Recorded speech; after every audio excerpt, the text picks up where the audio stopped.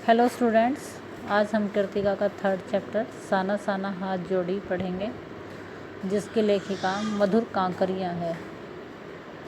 बेटा, ये साना साना हाथ जोड़ी चैप्टर है, ये एक यात्रा वृत्तांत है जो लेखिका ने अपनी यात्रा के दौरान जिन जिन चीज़ों को उन्होंने अनुभव किया, जिन जिन दृश्यों को, स्थलों को उन्होंने देखा, उन सब का उन्होंने बड़ा सुंदर चित्रण इस पाठ के माध्यम से किया है। मधु कांकरिया ने जो ये साना साना हाथ जोड़ी है, साना साना हाथ जोड़ी का मतलब है बेटा, साना मिन्हाना छोटे छोटे हाथों को जोड़कर। ये एक नेपाली प्रार्थना का ही भाग है, जो कि लेखिका जब सिक्किम की राजधानी गैंगटोक जहाँ घूमने के लिए गई थी, वहीं पर उन्होंने एक नेपाली युवती से ये प्रार्थना सीखी थी। साना साना हाथ जोड़ी गर्देहु प्रार्थना है ये बेटा, हमरो जीवन तिम्रो कोसेली, अर्थात छोटे छोटे हाथ जोड़कर मैं प्रार्थना कर रही हूँ कि मेरा जो जीवन है वो किसको, अच्छाइयों को समर्पित हो। तो उसी प्रार्थना का एक भाग है ये पाठ का नाम जो लेखिका ने रखा है, और इस पाठ के माध्यम से लेखिका ने अपनी यात्रा का पूर्ण रूप से चित्रण इस चैप्टर में किया है। तो इस चैप्टर में उन्होंने एक एक दृश्यों को, एक एक स्थलों को इतने अच्छे ढंग से बताया है कि उसको पढ़ करके हमें ऐसा लगता है जैसे मानो हमने सिक्किम की राजधानी गैंगटोक की यात्रा कर ली हो। लेखिका जो है वो घूमने के लिए जाती है, तो वहाँ पर जो सिक्किम है उसे गैंगटोक जो उसकी राजधानी है, वह शहर तारों की तरह जगमगाता हुआ नज़र आता है, गुच्छों की तरह। तो आसमान में जैसे तारे टिमटिमा रहे थे, उसी प्रकार सितारों की रोशनी की झालर में जो गैंगटोक है वो भी जगमगा रहा था। इसके बाद कह रहे हैं कि ये जो स्थान है, ये इतिहास में, वर्तमान में संधि स्थल पर खड़ा मेहनतकश बादशाहों का एक ऐसा शहर था जिसका सब कुछ सुंदर था। सुबह, शाम, रात, अर्थात हर दृश्य, हर पल जो है वो बड़ा सुंदर था वहाँ का। इस वहाँ के दृश्य को देख करके जो लेखिका है बेटा, वो अर्थहीन हो जाती है, वह शून्य हो जाती है, मानो एक जादू सा उनके नज़रों में छा जाता है। उनके अंदर बाहर जो है सिर्फ शून्य ही शून्य रहता है, और उनकी अतीन्द्रियता में डूबी रोशनी की वह जादुई झालर सी नज़र आती है। अतीन्द्रियता में इंद्रियों से परे, कुछ हमारे इंद्रियों के वशीभूत होते हैं, लेकिन वो सब क्या थी, जो सुंदरता थी वो हमारी इंद्रियों से परे थी। ऐसी सुंदरता जो है लेखिका को नज़र आ रही है। इसके बाद बेटा धीरे धीरे शून्य से जैसे ही लेखिका का ध्यान रखने लगता है, तो एक प्रार्थना जो होती है वो लेखिका के होठों को छू जाती है। जो प्रार्थना का नाम, जैसे चैप्टर का नाम उसने कहा, साना साना हाथ जोड़ी गर्देहु प्रार्थना है ये, हमरो जीवन तिम्रो कोसेली। ये सुबह की एक प्रार्थना थी जो एक नेपाली युवती से लेखिका ने सीखी थी। सुबह ही जैसे ही युमथांग के लिए लेखिका को निकलना था, तो लेखिका को जब वहाँ पर घूमने गई थी तो उसने बर्फ़ देखने की बड़ी ही मन में इच्छा थी कि वो बर्फ़ देखे।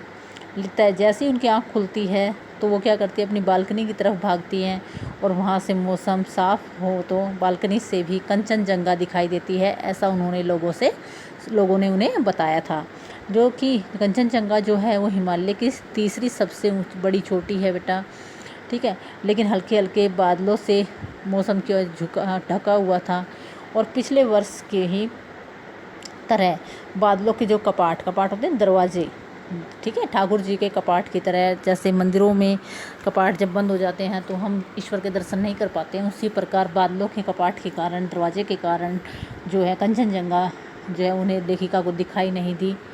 और उसके साथ साथ उन्हें क्या है, वहाँ पर रंग बिरंगे फूलों के जो बाग बगीचे हैं वो नज़र आते हैं।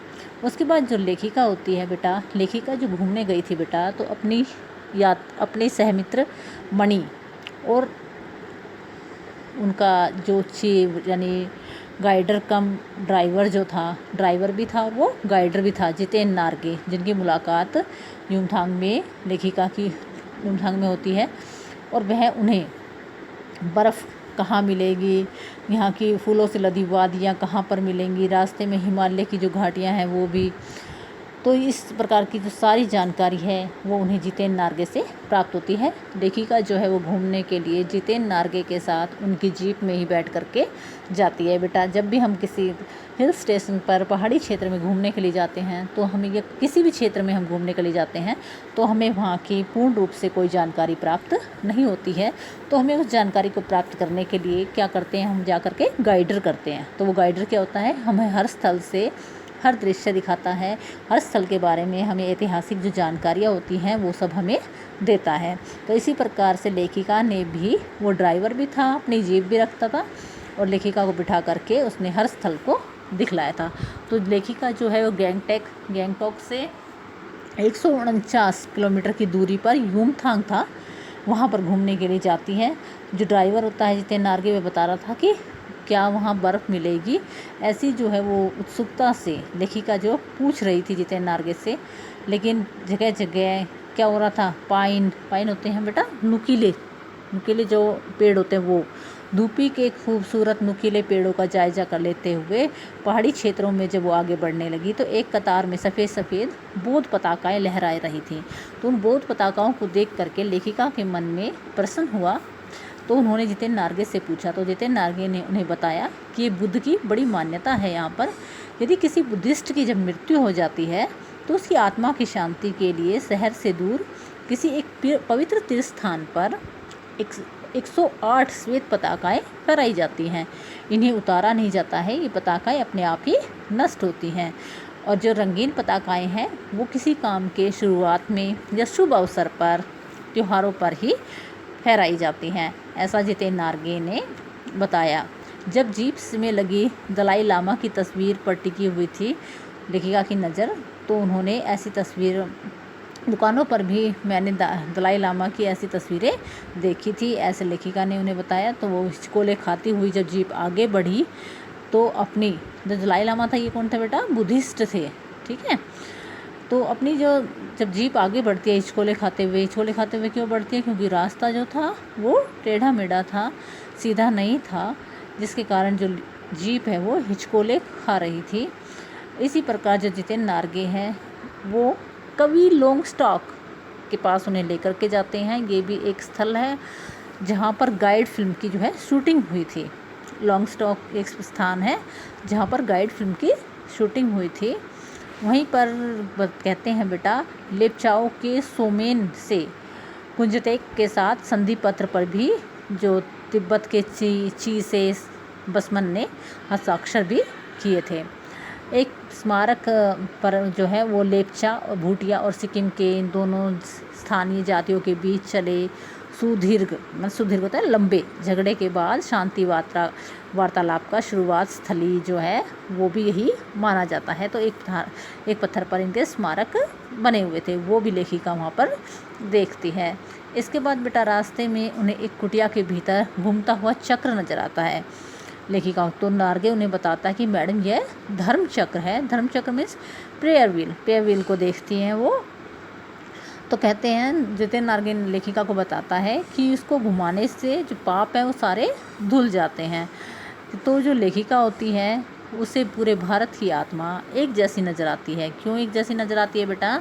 क्योंकि वो कहती है चाहे पहाड़ी क्षेत्र हो, मैदानी क्षेत्र हो, चाहे विज्ञान ने कितनी ही प्रगति क्यों ना ही कर ली हो, लेकिन हमारे पूरे देश की जो आत्मा है वो एक जैसी है। क्योंकि सभी लोग की जो आस्थाएं हैं, वो विश्वास जो है वो अंधविश्वास, पाप पुण्य की धारणाओं और कल्पनाओं पर टिका हुआ है। लोग क्या मानते हैं कि ये चक्र घुमाएंगे, धर्म चक्र, इसे घुमाने से हमारे जो भी पाप हैं वो सारे नष्ट हो जाएंगे। तो ये क्या है? एक अंधविश्वास है। तो पूरे संपूर्ण भारत की जो आत्माएं हैं वो विश्वास, अंधविश्वास, आस्था और पाप पुण्य की धारणाओं पर टिकी हुई है।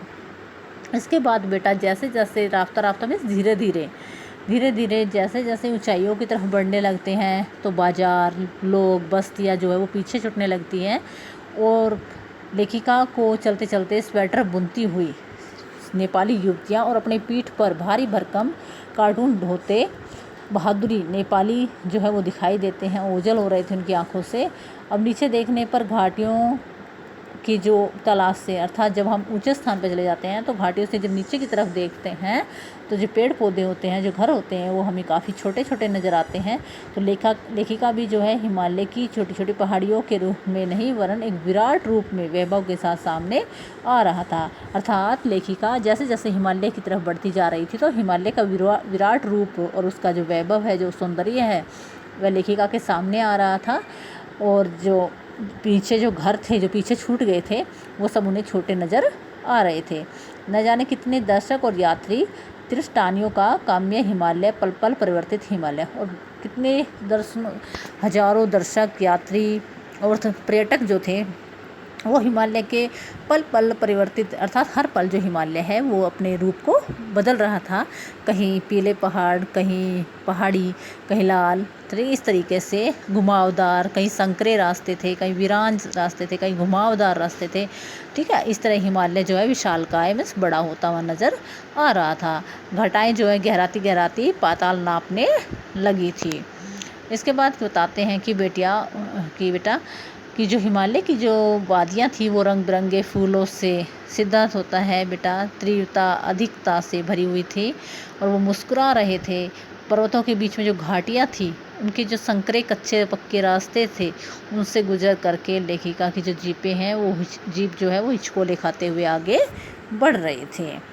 इसके बाद बेटा जैसे लेखिका जो है वो मौन थी, किसी ऋषि की तरह शांत थी। वो चाहती थी कि वो सारा जो दृश्य है वो उनके भीतर ही, वो अपने अंदर ही उसको भर ले। इसलिए वह भी अपने भीतर एक एक बूंद को, क्या है, इस दृश्य की बूंद को भर रही थी। जैसे ही जीप की खिड़की से मुंडकी होता है बेटा, अपना सिर जो लेखिका है बाहर निकालती है, तो वह आसमान के छूते पर्वतों के शिखरों को देखती हैं और उसके ऊपर दूध की धार वाले झरने, जल प्रतापों में झरनों को वह देखती हैं।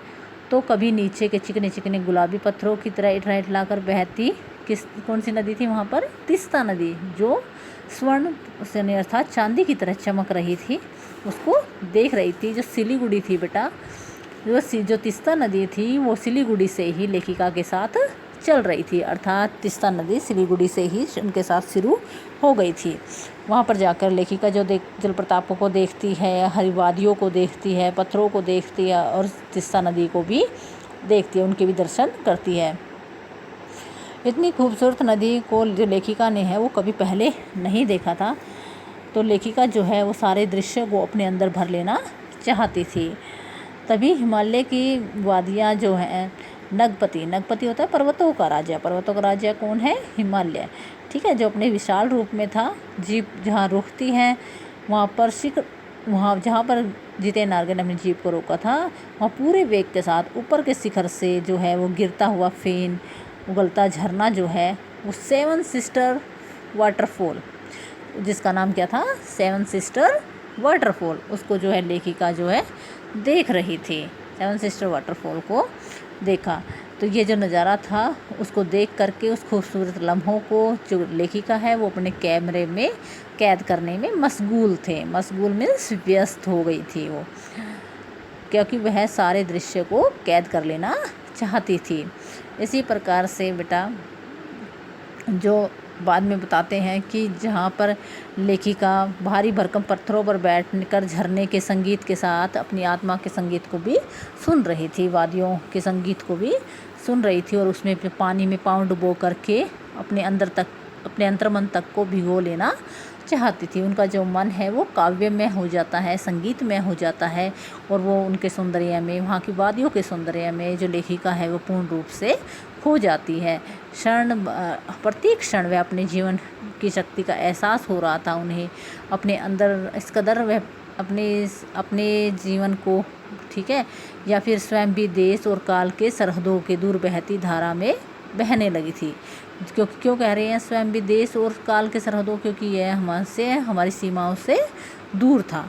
इसलिए इस निर्मल धारा में जो लेखिका है वो अपने साथ साथ क्या कर रही थी, झरने की जो पुकार है, और जितेंद्र जो है वो उसे ठेलने लगा। ठेलने का मतलब क्या होता है बेटा, उसे पुकार रहे थे वहाँ से ले जाने के लिए। जो लेखिका है वहाँ से जाना नहीं चाहती थी, क्योंकि वह वहाँ के संगीत में, वहाँ के जीवन में पूर्ण रूप से खो गई थी। वहाँ का जो सौंदर्य है वो लेखिका को बड़ा ही सुंदर लगता है। इसके बाद हिमालय जो होता है वो बेटा उसका पीलापन, हल्का पथरीपन प्लस जो है वो घुमावदार जो पहाड़ियाँ होती है और जो बादलों का रहस्यमय चित्रण होता है वो सब लेखिका की आंखों में छा गया था, भर गया था। लेखिका ने सारा दृश्य जो है प्रकृति और प्रकृति से संबंधित जो भी समझदारी, इसके जो रहस्यों का जो जीवन का प्रकृति ने जीवन का उद्घाटन जो किया था, वो सारे दृश्य जो है लेखिका ने अपने आंचल में, अपने आँखों में, अपने अंतर्मन में भर लिए थे। धीरे धीरे जो धुंध की जो चादर जो है वो हट गई और पहाड़ नहीं, दो विपरीत दिशाओं में आते पहाड़ थे। अर्थात जब धुंध पहले क्या था, वादियों पर क्या थी, धुंध छाई हुई थी, लेकिन अब जो धुंध है वो हट गई थी। इसके बाद कह रहे हैं कि बेटा सब और क्या हो रही थी, जैसे जैसे ही धूप उठी और तो जीप जो है थोड़ी आगे जा कर के रुक गई और मैं जैसे ही लेखिका ने गर्दन घुमाई तो उसके चारों तरफ क्या बिखरी हुई थी, जन्नत बिखरी हुई थी। जन्नत क्या होता है बेटा, स्वर्ग, क्योंकि वह जो प्रकृति का जो नज़ारा था, सौंदर्य था, वो स्वर्ग से कम नहीं था। उसकी जो खूबसूरतियाँ हैं, वादियाँ, पर्वत, फूलों के झरनों की जो दुर्लभ जो नज़ारे थे, वो कहीं ना कहीं वो वहीं कहीं लिखा था थिंक ग्रीन। कहाँ है, वादियों के बीच में क्या लिखा हुआ था, थिंक ग्रीन। अर्थात वहाँ पर इतनी हरियाली थी कि जिसको देख करके लेखिका जो है वो आश्चर्यचकित हो जाती है। आश्चर्य के कारण जो है और जो तीस्ता नदी का जो वेग है वो नीचे की तरफ जो बह रहा था, ऊपर जो आवारा जो बादल जो मंडरा रहे थे, मंदिम मंदिम जो हवा हिलोरे लेते हुए फूलों की वादियों में घूम रही थी, सब अपने अपनी लय और तान के प्रभाव में बहते हुए नज़र आ रहे थे। जैसे कोई किसी को किसी से कोई मतलब नहीं है, सब अपनी मस्ती में मस्त थे। तो ये दृश्य था, जो चलायमान जो सौंदर्य था, जीवन का जो आनंद था, उसका जो एहसास है वो लेखिका को पहली बार ही हुआ था। इसके बाद बता रहे हैं बेटा, जो लेखिका है उसके मन में, ठीक है, उसके जो बिखेर में जो भी एक आत्मकता होती है, उसके अंदर और बाहर जो है वो सिमट गई थी।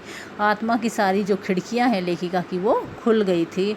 वो ऐसा लग रहा था मानो वह ईश्वर के समीप पहुंच गई हो। और जब उसने प्रार्थना सुबह नेपाली युवती से सीखी थी, वह उसके होठों को छूने लगी थी।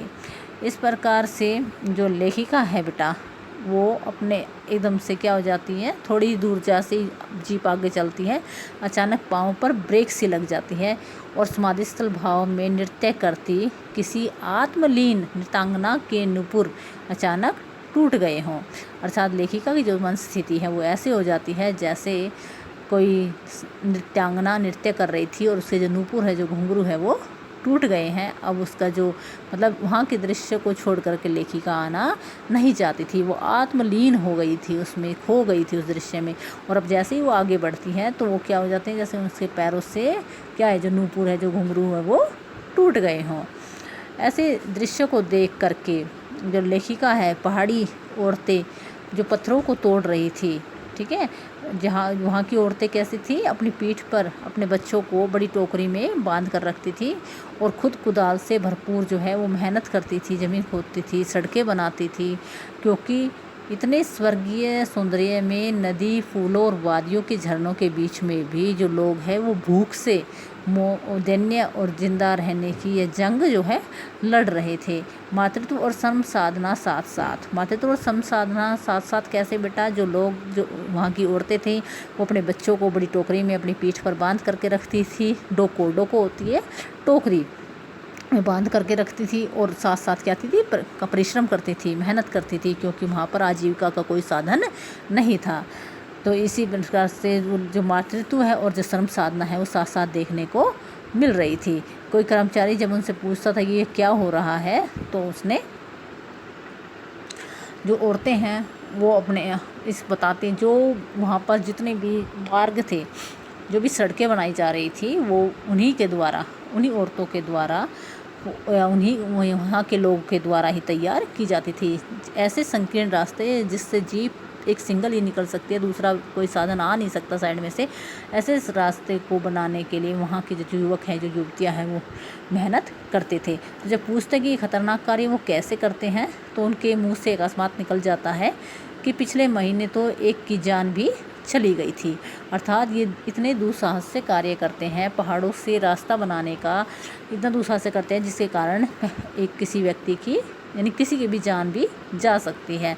तो ये लोग जो है अपनी जान को जोखिम में डाल करके अपनी आजीविका चलाते थे। कहते हैं पहले ये क्या करते हैं, डायनामाइट से चट्टानों को उड़ा देते हैं, उसके बाद पत्थरों को तोड़ कर आकार से छोटे छोटे पत्थरों में इसको बदलते हैं।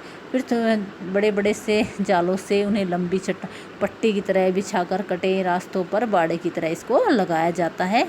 जैसे ही ज़रा सी चूक होती है, सीधा जो लोग हैं वो पाताल में प्रवेश कर जाते हैं। बेटा इतना आपने इसमें पढ़ा, यहाँ तक कि इनके लोगों के जीवन के बारे में, योमथांग के बारे में, और लेखिका ने क्या क्या देखा वहाँ, प्रेयर व्हील देखा, 7 सिस्टर हॉल देखा, जो भी उन्होंने दृश्य देखे उन सबको आपने पढ़ा है। ये चैप्टर काफ़ी लेंथी है बेटा, तो एक वीडियो में नहीं, नेक्स्ट इससे आगे हम जो है बेटा नेक्स्ट वीडियो में पढ़ेंगे।